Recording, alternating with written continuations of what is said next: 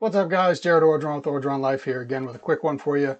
I just want to cover the agent versus broker topic. I get sometimes, folks not really sure what the difference is. I drew out some terrible drawings here with this program I never use that has some weird things on the screen. But anyway, I just want to cover pretty much, with an agent versus a broker, like who do they work for? How's the compensation work? What as a consumer, like what would you need to be thinking about or considering, if you end up talking to a broker or you're talking to an agent, maybe you don't even know. Sometimes it doesn't really matter, but we'll just cover this so that way you got one more tool in the shed while you're on your journey. So starting at the top, this is what most people are going to be used to seeing. An insurance agent, whether they're sitting at your kitchen table or they're, somewhere you drive to your, whether it's property and casualty for, automotive, and you go to your Allstate branch, local office, there's going to be an Allstate agent in there. State Farm, there's going to be a State Farm agent in there, right?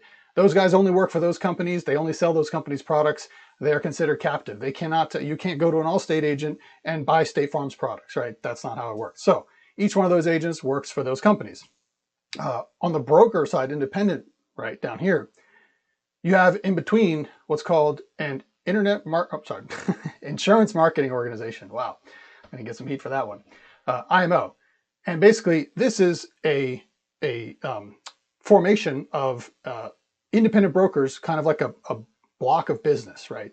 And you can essentially go to the carriers and say, hey, I've got this army of people, can we commission with you, or can we contract with you, or the however you want to phrase it. The proper word is appointment, but most people don't know what that means. So the IMO will then get an appointment. The brokers are appointed through the IMO with all those carriers. So what that means is you as a consumer, right, you be able to, when you go to a broker, they can shop around for you competitively, multiple different carriers to get you, maybe better coverage, maybe day one coverage, because, the agent you were talking with before that only worked for the one company, their products, they can't sell anybody else's. They only had something that was like a 2-year wait. And, an independent broker can kind of shop around through multiple carriers and find you better coverage. You can go right on my website and you can compare prices with all the multiple carriers, right on the quote tool. So that's a benefit from you as a consumer, is that you can, instead of, you talk to an agent and they only have one product, and all of a sudden it's like, okay, I don't really fit any of the products your company offers, whether it's the rates are too high, or maybe a health condition doesn't qualify, or something in underwriting, they don't like your medical history or criminal history or whatever it is, lifestyle activities, you're looking for some term coverage, whatever. You're back to square one trying to find, coverage again. You're just searching on Google again, trying to find, and that's like a pretty tall order for the average person who doesn't know all the stuff. So whereas if you go to a broker, they're going to be able to take everything about your situation, right? Got to have that phone call. Nobody wants to talk on the phone, but you really got to talk on the phone. Go over and say, okay, now the broker can then take all that, what your needs are, what you're looking for, where you want to be compared to where you are, what assets you might have, all that stuff, and then look around and find the best thing for you. And it doesn't take very long, honestly.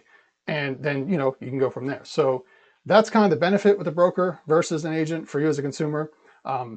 Where an agent might be a little bit better than a broker is agents are going to be like laser focused on their one company's product offerings. They're going to be experts in most of the, unless they're brand new, but they're going to be experts in the details of that company's products.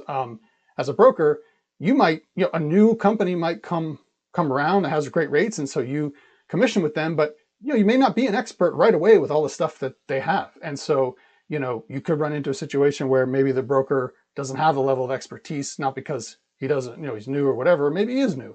But, that's just one thing to consider, is if you have like a really unique situation and you have an idea, like a company that might be good, an agent may be able to kind of like get you somewhere faster maybe. But that's really like a pie in the sky thing. Most brokers are going to be pretty good at using the software to, go through all that stuff and get you placed on something that's going to be really good for you. So last thing as far as compensation here, an agent is typically going to be like, in a call center, or if you're calling in, or if they come to your house, they're going to be getting paid like by the hour plus commission, sometimes just by the hour, but usually there's some commission in there for whatever they sell.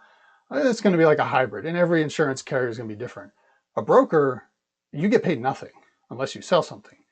And if the client cancels, the insurance company claws back all the commission. Sometimes up to 2 years later, they can claw back. Sometimes it's prorated depending on how long you kept it for. But a broker is very incentivized to get you into something that's good for you, that you can afford, that you're going to want to keep, because they can take that money back. Whereas like a captive agent, generally, like they're not going to take back your base salary. Maybe they would fire you eventually if you wrote too much bad business, you know. But for the most part, an agent isn't as much at risk, you know, financially as a broker is. So I feel that independent brokers have a much higher incentive to get customers placed in a good product, whereas like an agent might be like, oh, I'll just give you a guaranteed issue because I don't feel like doing underwriting. So here's, you know, here's our graded policy or whatever, something I know you'll qualify for and I don't have to worry about it. No, a broker, it's like, well, no, you're going to want to get them in the best thing because you don't want them to go find a better deal somewhere else. Like that's the whole point. So, you know, you might get a better product, you know, through the broker in that sense. So that's really the gist of it. You know, hope that helps. Maybe you're more confused, maybe you're not, but try to draw a little visual up here for you. And, you know, got any questions, let me know. Like, subscribe, comment below, and I'll see you on the next one. Later.